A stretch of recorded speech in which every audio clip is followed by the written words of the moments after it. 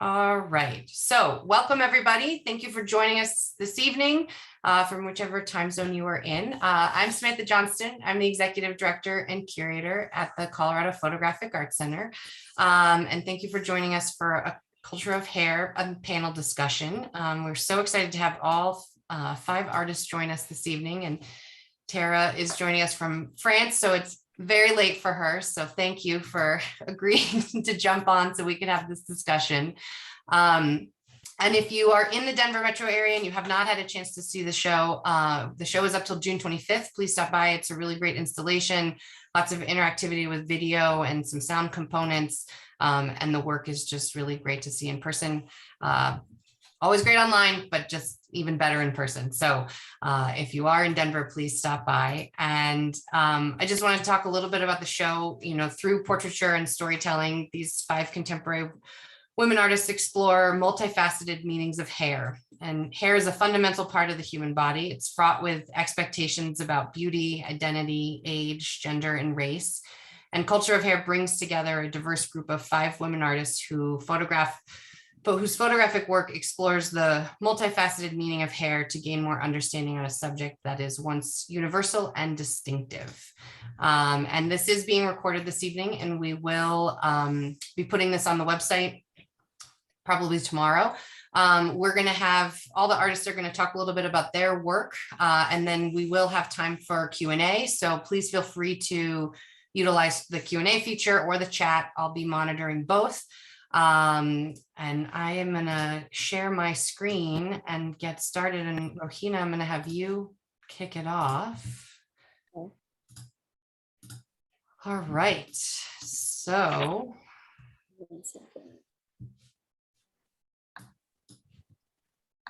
Okay.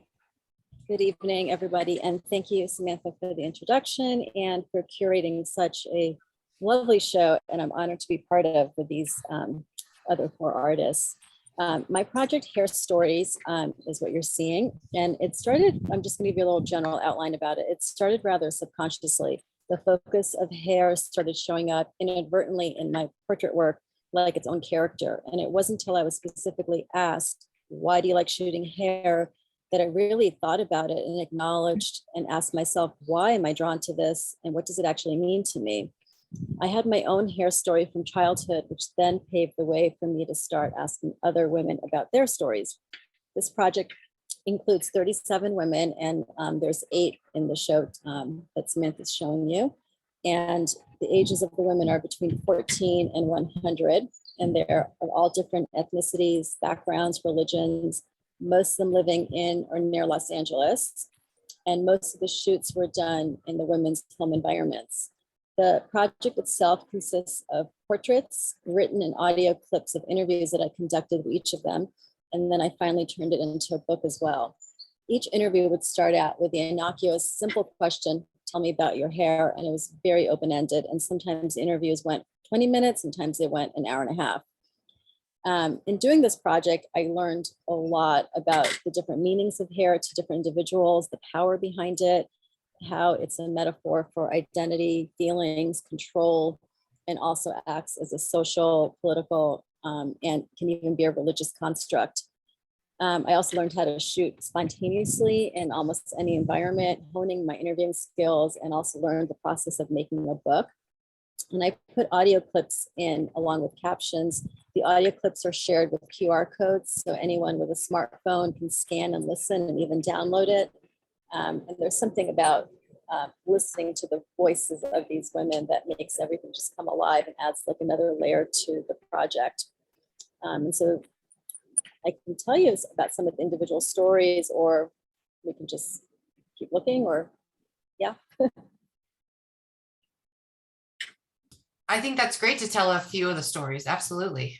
Okay, so Misha is the one you're looking at on the left there.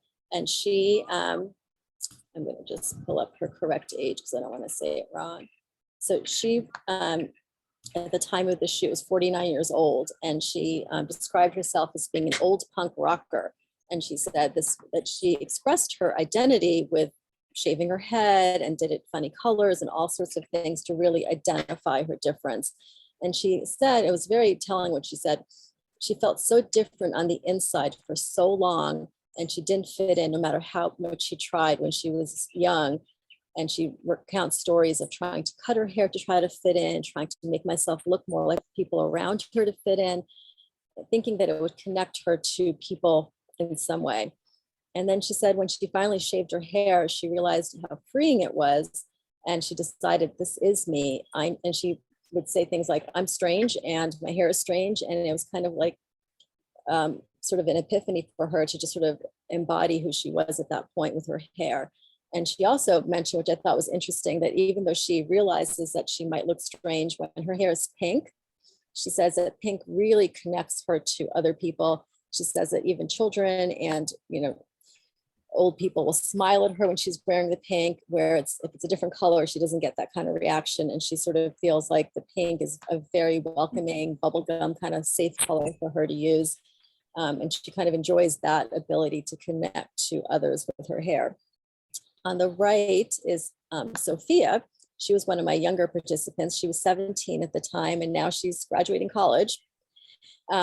And she talked about being a redhead and how she was called names because of her hair color, even though they were all in jest.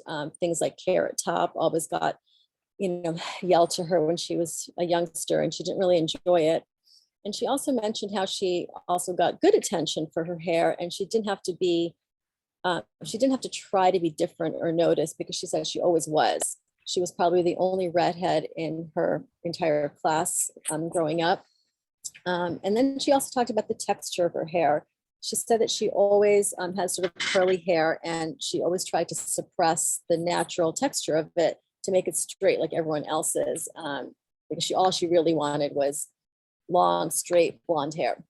And she said more recently, I interviewed her when she was a high school senior. More recently that year, she was ditching the straight iron, and a lot of her friends were doing the same. And she was learning how to sort of embody her curly hair and enjoy it for what it was.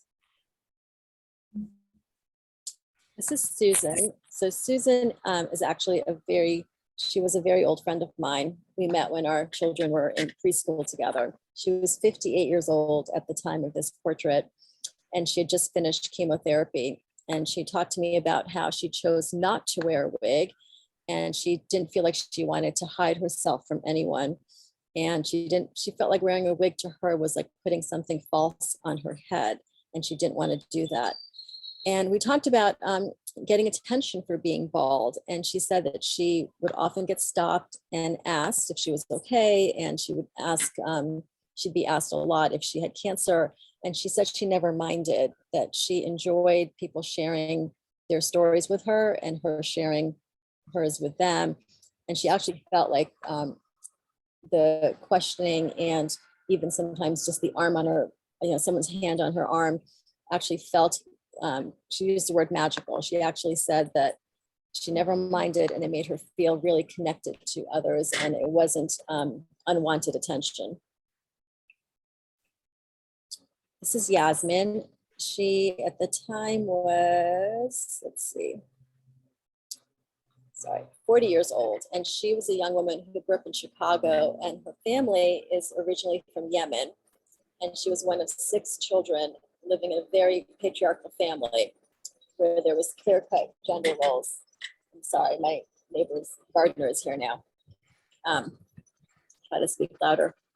She grew up hating her hair and not even knowing what it really looked like, because it was always brushed and then put into buns or braids right away.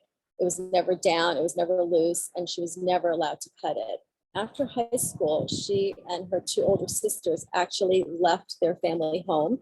I mean, they actually ran away, and they changed their identities. And it wasn't until she moved away that she started wearing her hair the way she wanted to, and she had to learn she'd never really seen her hair the way it was. So she had to learn all about her hair and how to deal with the texture and how to take care of it. And she felt like it was so freeing. She described this incident that happened 19 years after she left her home. So she was about 38 at the time, and she had a first Skype call with her mom, and they had not spoken in 19 years. And she came back from riding a bicycle or something, and then got onto the Skype call, and she was wearing a helmet, and then she had her hair up like in a scarf. And the very first thing her mom said was, take off your scarf, let me see your hair. This is after 18, 19 years of not speaking. The mom wanted to see her hair. And so Yasmin took it out and all the curls kind of bounced out. And the mom said, oh, do you like it like that? I mean, it was really telling after so much time for it to be about hair. That's great. That's the last one I have of your work. So Okay. thank you. You're welcome. Tara, you're up next. Hello. The project you're looking at here, it's called A Modern Hair Study. And I'll give you a little start of how this project came about. When it was actually my first trip to France in 2011, I had the opportunity to go to the Bibliothèque Nationale de France, and in there were housed a large collection of Nadar photographs. If for those of you that are not so familiar with Nadar, he did mostly portraits of other artists, dignitaries, politicians, people like that, notable people. But I came across this image of a young woman photographed from the back, and it really struck me. It was something that I had never imagined that he was making this work, and it was called Hair Study. And I wondered about this woman. Who was she? I felt like I could tell from the image that she was a young woman, and the clip that she had a clip in her hair. And I felt like I could learn some things. I could glean some things about her identity without actually seeing her face. And it took me several months to kind of come to the idea to try to reenact this photo, so to speak. But the idea was actually not to copy, but to see what this kind of portrait would look like today if I were to make it. And quite honestly, humbly, I made one with a young woman who actually was on the trip with me, and she saw the photograph. And interestingly enough, as we were traveling around in France, because I was with a group of students, she started wearing her hair kind of like, up on a bun on the top of her head. So I thought, okay, we'll try to make one using natural light and, trying to kind of use some of the technology or lack of technology that was also used in the Nadar photograph. And surprisingly, what happened was she showed her roommates the image that I had made of her, and they said that they wanted also to have this image made of themselves. And I found that to be really fascinating. And it's kind of what prompted me to make more. I never really, it wasn't a project that started out as a, I'm going to go make, serial amounts of these images, but it just kind of happened on its own. And I feel like when you look at the women and some of the things that I find very fascinating about them is that nothing ever repeats. Like every time you make a photograph of another woman, they're so uniquely themselves. They're so uniquely different. And we don't have to look at their faces, and we see things that, ways that they're expressing themselves from their hair to their backs to sometimes they're wearing jewelry. And it's always surprising to me when someone shows up with, for example, this one, which I love very much. This is some of my newer images. And her tattoo on her back is just amazing. I mean, wow. And that's part of the surprise of making the work also, is not really knowing exactly what they're going to look like, you know, what their backs are going to look like, and how they present themselves. The other thing that was important to me about the project was trying not to, I don't do any styling. I don't, you know, fix people's hair. I don't do anything like that. I want it to feel as though I basically walked out to the street and brought them in as they walk in life. And it doesn't always happen like that, but sometimes it does. And for example, this grouping that Samantha is showing is some of the most recent ones that I've made, and I made them in Milwaukee.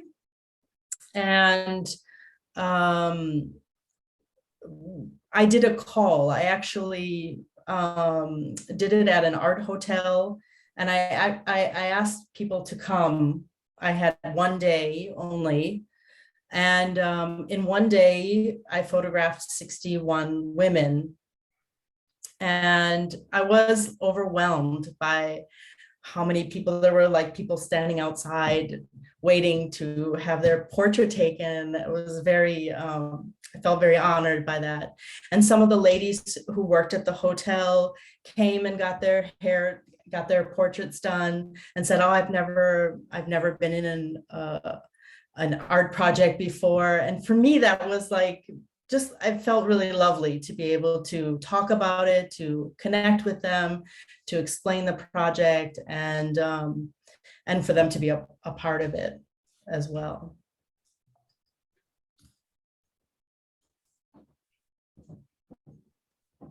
Yeah, I'm looking at, this is another one of my favorites. I love this portrait a lot. I kind of, it's hard to say I love one over the other. I find that oftentimes I'm not the one who's making the choices for exhibition, because it's really hard for me to choose. There's probably over 200 now in the series. And I will probably continue to do more, because I think that the way that people, young women, move in life is kind of telling of the time. And so I feel like 10 years from now, you know, what will young women be looking like then? What will that look like?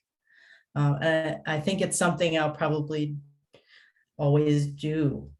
I never really thought I would do that, but I feel like it's something I will always do. That's great. Thank you, Tara. And then I have you up next. Better unmute myself. All right. Well, this body of work that you're looking at is called Idet, and that means hair. The inflection is Idet, and it means hair in Ibibio, which is a Nigerian language. This is the language of my parents, and this work is very heavily influenced by culture.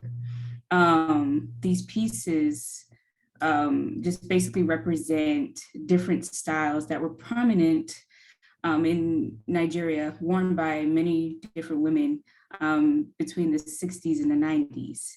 I was first exposed to the work by images of my mom sporting a hairstyle very similar to the image we're looking at now, except it was black and white, right? And then I saw another photographer, one that really inspired me, J.D. Okai. He did a series of similar images for about 20 years, and he did hundreds of these images. And I just thought it was fascinating. I began to look into these hairstyles and exactly what they meant. Different hairstyles speak to identity, really, where the women are. You can talk to speak of your age, your marital status, socioeconomic status, things of that nature, these different styles. So I really wanted to showcase different styles in my own way and add another element of culture, which is the Ankara that you see in the back, which is just a wax-based textile that's very prominent also in African nations, especially Nigeria. I wanted that to really correlate with the thread that I used in the foreground, but I wanted the emphasis to be on the hair and the parting of the hair. And I was very intentional with the parting of the hair in some of these images. I think I wanted it to kind of go with the different hairstyle and the structure of these hairstyles. I'm often asked if these images are self-portraits, but they're actually portraits of my sister. And I think she's almost all of them except for one. And yeah, so this image here is a part of a mini series within the series. It's called I Am Home. And that's just speaking to my personal identity of being first generation, not really fitting in with my parents' generation of being from Nigeria, not really feeling like I fit in with being here, the upbringing in the States, just kind of finding my own identity.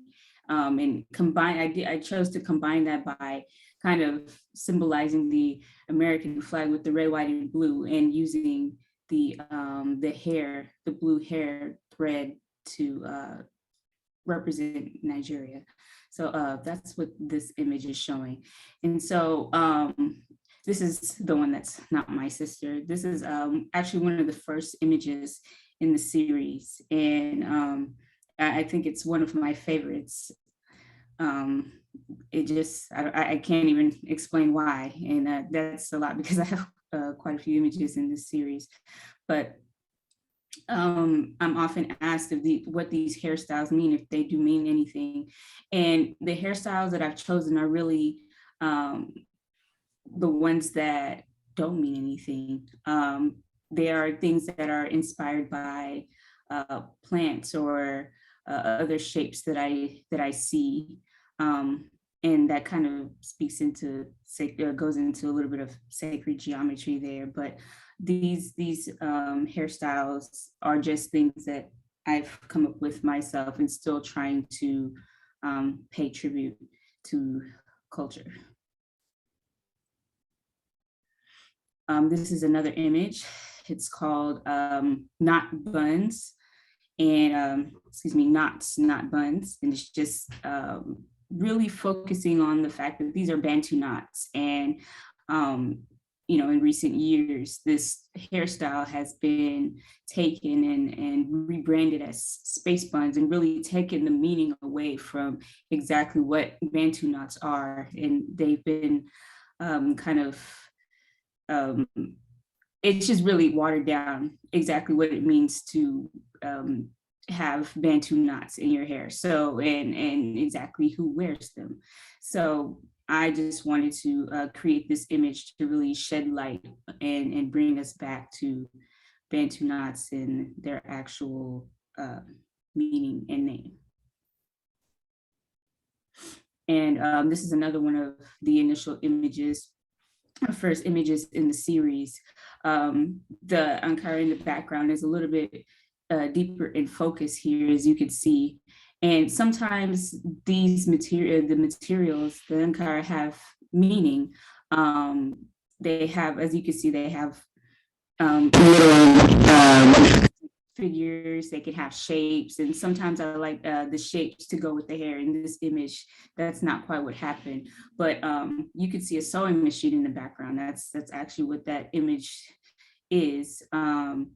And those mean different things. This material is made with sewing machine, made with a sewing machine. The materials are cut and made into different things. You wear these clothes, you can wear them at home, you can wear them to weddings, to parties, to just a regular day out. They're fashioned into different types of clothing. So that's just speaking to the another important thing in the culture. And you can see different objects in a lot of the different materials that are also important to culture. Fantastic. Thank you so much. All right, Nancy, you're up next. All right. Hi, everyone. I'm Nancy Grace Horton, and I'm in Portsmouth, New Hampshire right now. And thank you so much, Samantha, for inviting all of us. This has been so interesting. I'm so happy to meet everyone in this way. It's wonderful.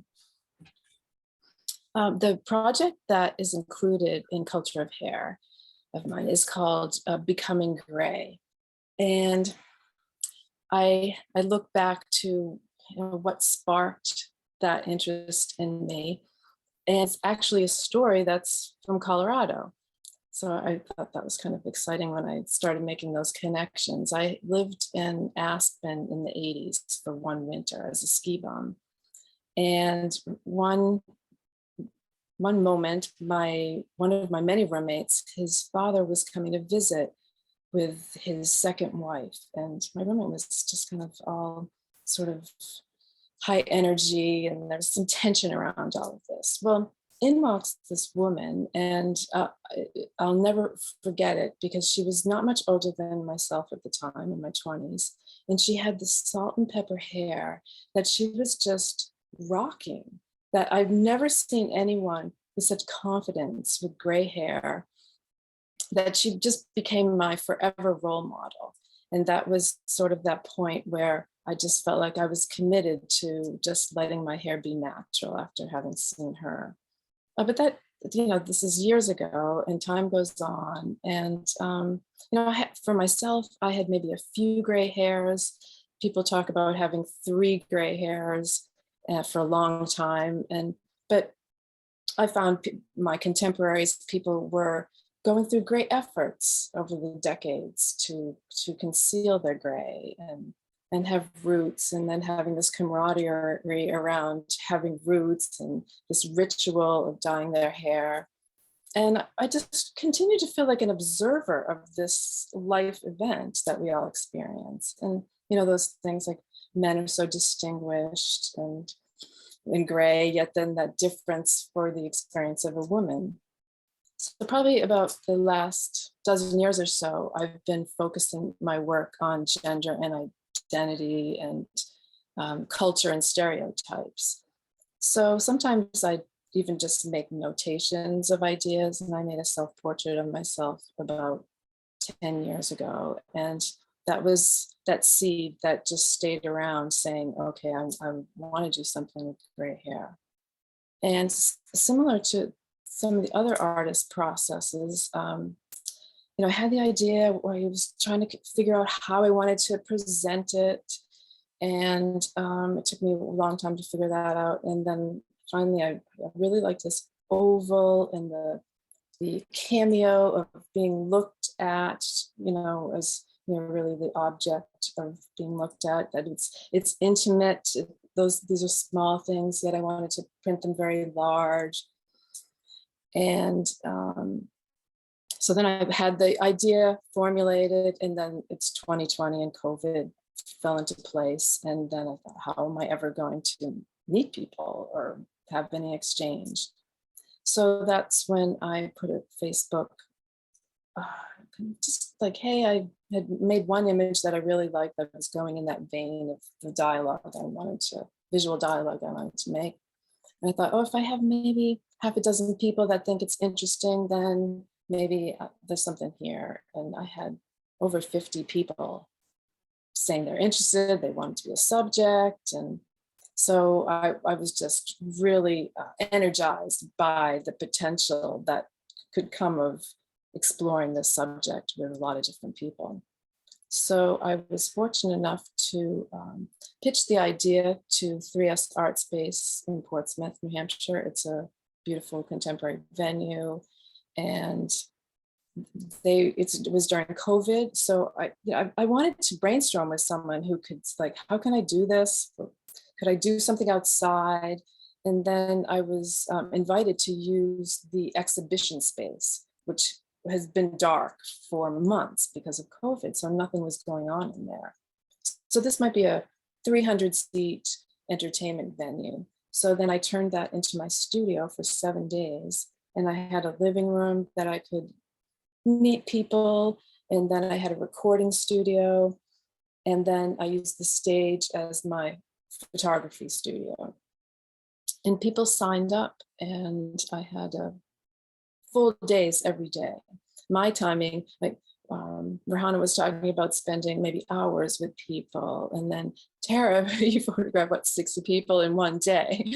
I photographed around 50 people in a week. And people signed up.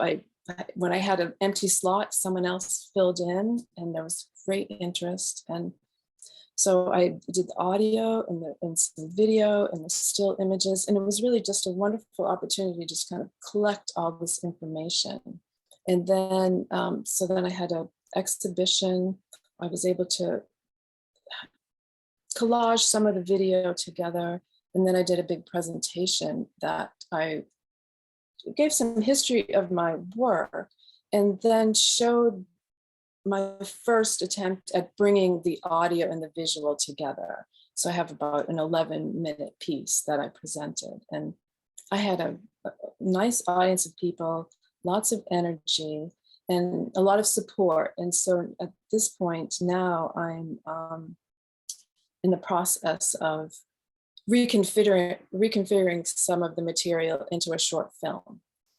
So this is not what I set out to do, but it's something that has just turned into a wonderful path, and women have really responded and have wanted to tell stories, and the stories are, they're devastating, and they're funny, and they're empowering, and so they're covering such a vast experience of what women have experienced becoming gray.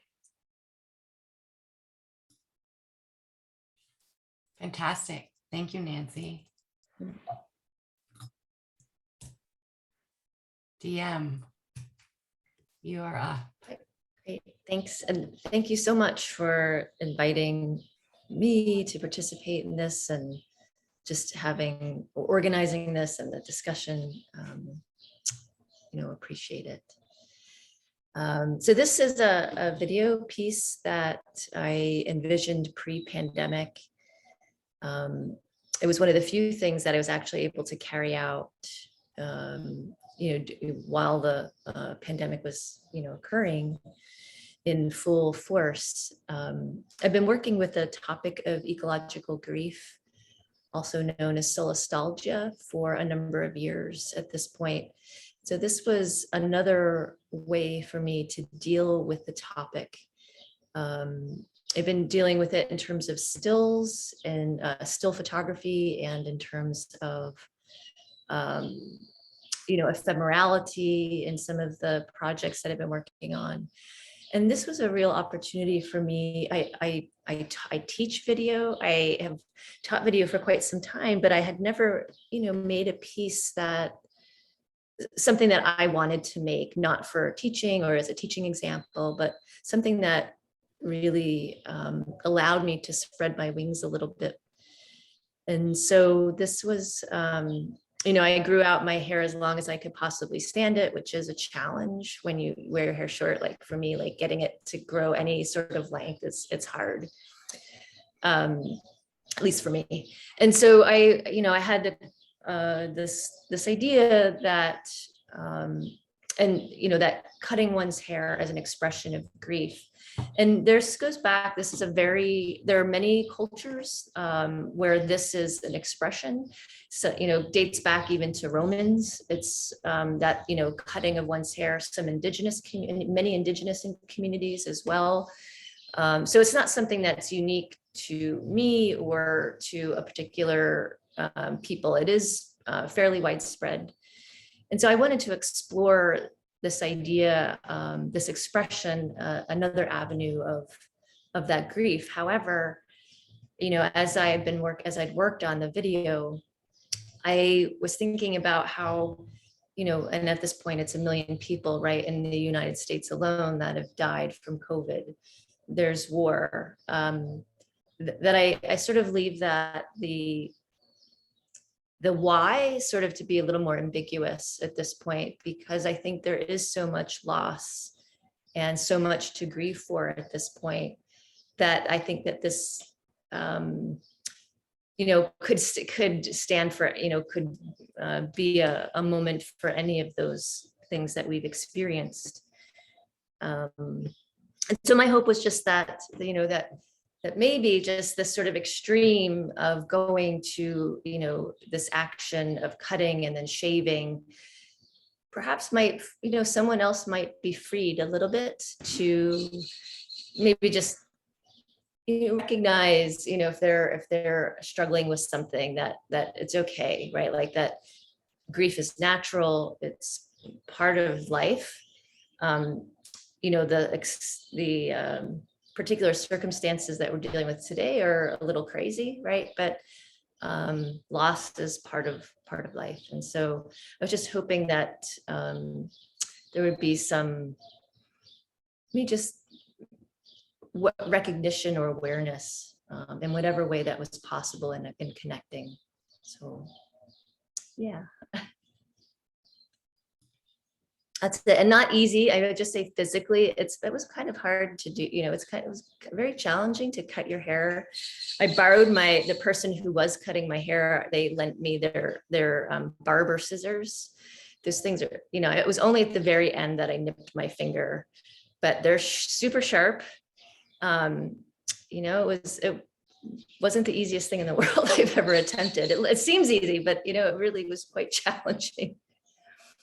So yeah. Thank you. Yeah, no, thank you. And I think what's really powerful with the video when you're in the gallery is that the sound, you're not talking, but the sound of the clipper, you cutting your hair and the clippers is really powerful. And, at the opening, watching people kind of feel like, whoa, like kind of taken aback from that experience of just those sounds kind of, and watching the video is really powerful. So yeah, I think the breath work, I allowed my breath to be present, right? Like there's a lot of sighs because I wanted to exist in the moment and not power through it at the same time and just to do it. I didn't I was like, well, if you cry, you cry. It's part of the piece, right? Like whatever was going to emote from my body, I was very open and willing to be vulnerable in that space that I created for myself.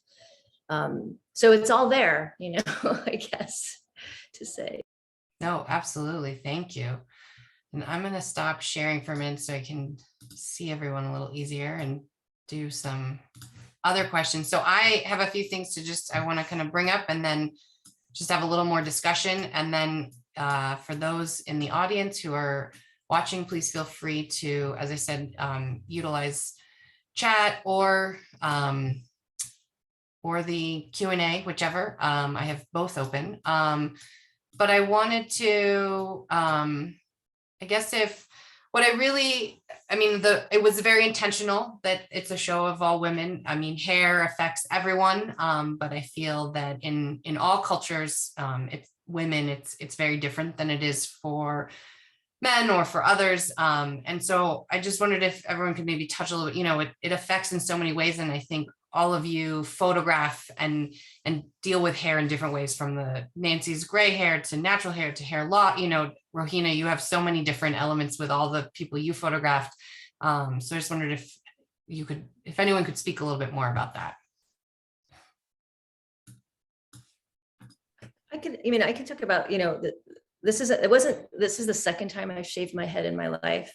The first time I did it, I was in my 20s, right? And there was some real practical reasons why I was working outside quite a bit, and ticks and chiggers and all that kind of, anyway, but I'm really surprised when you don't have hair, how many people sort of do this. Are you, does she have cancer? Is she sick? They won't necessarily ask you, right? They ask everyone sort of around you and assume that something's wrong. And even today, I think I heard through a friend that, someone assumed that, there was a breakup with, that my husband and I had split up or something, like, no, it's just, they just assume that there's something wrong. And I think what I've seen and everyone has said here is that hair is a powerful statement. It can be anyway about who you are and how you represent. It can also just be hair, right?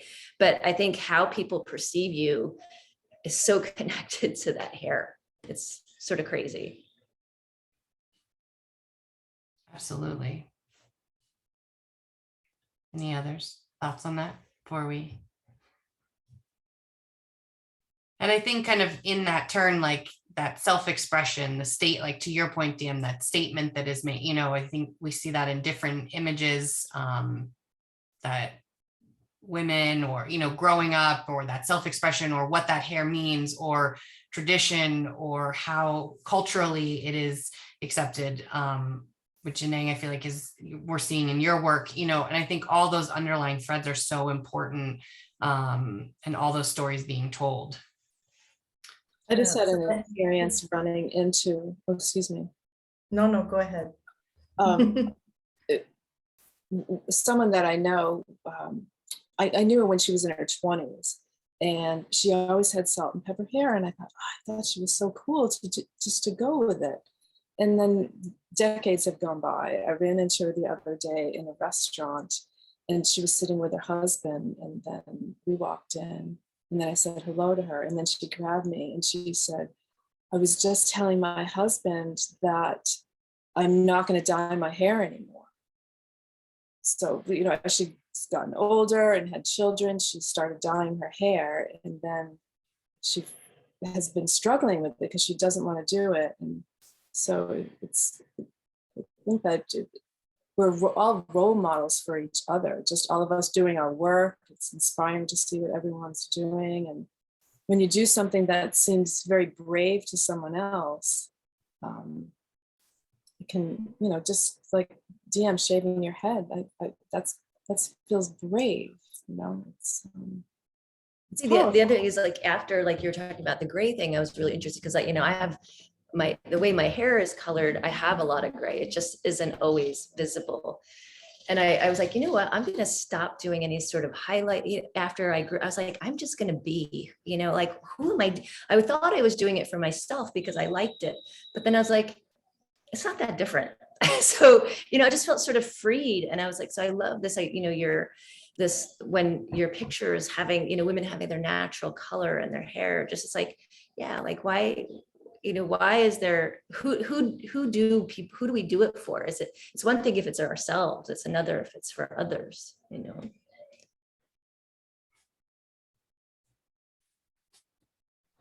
Tara, did you have anything before? I was just, it was a little bit different than that, but just that a lot of people ask me, why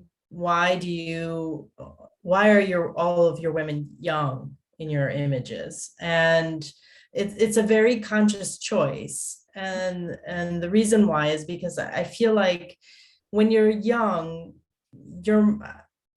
I don't want to say you're not adventurous when you get older, but as we get older, we kind of find the thing that works for us, and we kind of do that, and we're less adventurous. We're less willing to expose ourselves in that way. And I feel like young women are more expressive and can kind of give us some clues about what's happening in the world potentially. No, absolutely. And I know I had one question come in, and then Dana asked, the hair threading is beautiful and I've tried with my daughter's hair without much success. How long did it take you to do your sister's hair? So, as much as I would love to claim that I have those abilities, unfortunately, I do not. There are some very talented hairstylists that can do this work. Some of those styles my mom did, some were done by others. And it just depends on the skill set of the stylist. Some of those styles took hours and some took 1 hour or an hour and a half. But it just depends. It also depends on what type of thread is used. Typically, the thread is black and it's a rubber thread, and it's a lot easier to maneuver. I'm saying that like I've used the thread myself. But some people use other types of thread like yarn, or even just there's sewing thread that's been used, so there's a lot of different factors that come into play. Nice. And I love too, I love that series with the contrast of the fabric, and then with the thread, I know some is the thread is black, but where some have the colored thread, and how that contrast happens throughout the images is just really beautiful and mesmerizing. So I do want to add that I think it's to the question you were asking. I think it's important to talk about hair as it pertains to culture, because things like identity come in, and those can be that can speak to things as serious as survival. It's important to be able to, in some cases, identify where somebody's from, and you can do that just by looking at their hair, and just, I guess, knowing where somebody is in life. And just hair represents so many different things, especially for Black women and for women in like these particular areas. So it's hard to say that it's just hair when there's so much attached to it in that sense. absolutely. And I think you're spot on in that commentary about how much it connects to what it, I was just in South America, and in Peru, we were in a town and talking with women who, the women who were married, their hairstyle was very different. And then the younger women who were not married, there was longer braids and down, and that culturally was how they wore their hair. And it wasn't just for a style or because it was their hair, it was because that's what needed to be done in their culture. And it was extra fascinating for me, because I was like, well, I just have the show up about, we're talking about hair. So great. And then I wanted, Nancy, you touched on this a little bit, but you and Tara both kind of utilize that kind of oval shape in your work. And I wondered if you could both kind of elaborate a little bit more on that choice. In the scale is obviously very different in the work. I know, Tara, you have some of the work you print larger, but Nancy, your images are quite large in the gallery, which is great. So. Yes, I was saying how I was interested in that cameo, those intimate pins that were often profiled. And so I like the idea of something that was, even just as I was making it, that I was thinking that it could be something intimate and small, and just get away from everything being hard edges, and just trying for that softer, circular, playing off antique photos. And then I liked just the idea that it could get bigger, really play off that size. And then I don't know if I had seen Tara's work or not. And then like, oh, wow, we're both doing hair and we're both doing ovals. Like, that's interesting. Yeah, I used the oval because again, referencing that Nadar photograph, it actually had an oval mat on top of it. And so I knew I didn't want to do, the point wasn't to emulate it 100%, but to make it contemporary. And what interestingly happened with the oval is that, I don't know how to explain this, but the women don't have their clothes on the top. And so the oval allowed for areas for it not to be about body image, but more about the beauty of the shoulder and the neck and the hair, and that we all have these beautiful parts and that they're so different. And I think if the oval wasn't there, your eyes would focus on other things potentially, which was not a conversation I wanted to have. And so it worked out quite nicely, actually, for it to be in the oval. No, it's great. I just was here. This is what I love about, I've met many of you in person. Some of you I haven't met in person. I've read about the work, but to me, the other important part of showing the work is being able to have discussions like this, to be able to really dig in to the process and how you make the work and why you make the work, because I just think it provides greater understanding for all of us, but then all, those who are viewing the show. And I wanted Rohina, and then I know Nancy, again, the audio component as well. And the different, we have an MP3 player for Nancy's work, but for Rohina, I love that you have utilized the QR codes, and it's really great watching the public kind of come in and engage in that way. And like at the opening, people were like phone to their ear, wandering around, wanting to really engage that much more with the work because of the story component. And so if you could speak a little bit more about that. I know you touched on it earlier. For the QR code, this is pre-COVID.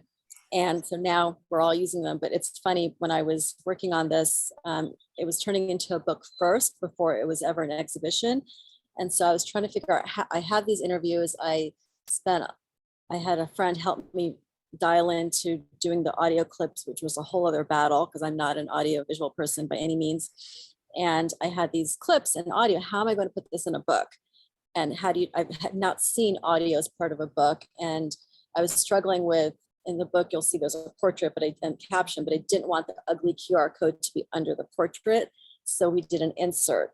And I remember being told, and I won't say by whom, oh, this is going to be so outdated in a couple of years. And look, here we are, everything's, QR codes. But I remember doing an insert so that way, when it did become outdated, you could just throw it out and never have to look at the QR codes ever again. Little did I know that, 2022, and that's all we're using. So it was easier to do it that way. And then when I had, anytime this work has been exhibited, it's been, usually the curator is happy that they don't have to find, cleaning, headphones. And sometimes they have these headphones that you can plug in, but they don't, with COVID protocols, or at least initially, they didn't really know how they were going to do that. And I said, oh, you don't need to do any of that. It's just a QR code and everyone can just actually take it home. And if you've got Wi-Fi, decent Wi-Fi, they can listen to it on their own audio, or they can just download it and then go home and listen to it. They don't need to do it even right there in the gallery. So it turned out to be like a good thing in the end, but I was very nervous about the QR codes because I wasn't sure. First of all, they're not pretty, and didn't really want them to take away from the work, and wasn't sure how long technology was going to last back then, Yeah.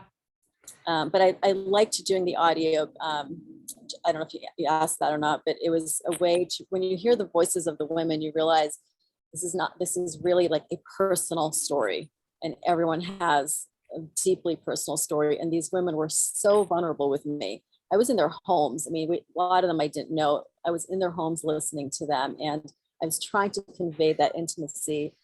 And the portrait wasn't going to just be enough. It needed to have that audio component as well. And I was hoping that would translate. No, I think it does. I mean, in seeing how, individuals have engaged with the show as it's been open, I mean, the engagement is really throughout, but then that audio, all of the work for different people, different individuals, someone has some sort of different connection to it. And I think that's what's really fantastic about photography and how it really relates and connects. because there are so many things happening. You know, we talked a little bit like how it affects women, how it's culturally, how it's discriminated against. As I'm sure many of you know, the Crown Act has been in the news in the last few months, talking around discrimination for women of color. So, you know, I think there's so many facets to what hair is and how it can play this role in lives. So. And for me with the audio, I have a similar story with being a still photographer and then kind of adding this other media to you know, what I want to work with. I have a photojournalism background, and anytime I've made a portrait or met anyone, those are the most interesting moments that I'm only capturing a photograph, and I just have this memory maybe of a conversation. And then I figured that if I'm going to be photographing women about their gray hair, they're going to have a lot to say, and I want to capture that. So that's what really drew me to wanting to add that on. But then I still wasn't sure how to work with it. I figured I'd be able to, you know, learn as I go. And I've been able to collaborate with an editor who has helped me finesse the piece. And you were wonderful, Samantha, to be open to me being able to try to somehow add it to this still presentation, because I think it really, it holds a lot of weight in my project. It's the voice and the opinions of people, and it's quite diverse, you know, as far as story goes. I live in northern New England, and culturally diverse it isn't. So I have like a survey of my area, but you know, like you're talking about the culture of hair and different things that Inyang talked about.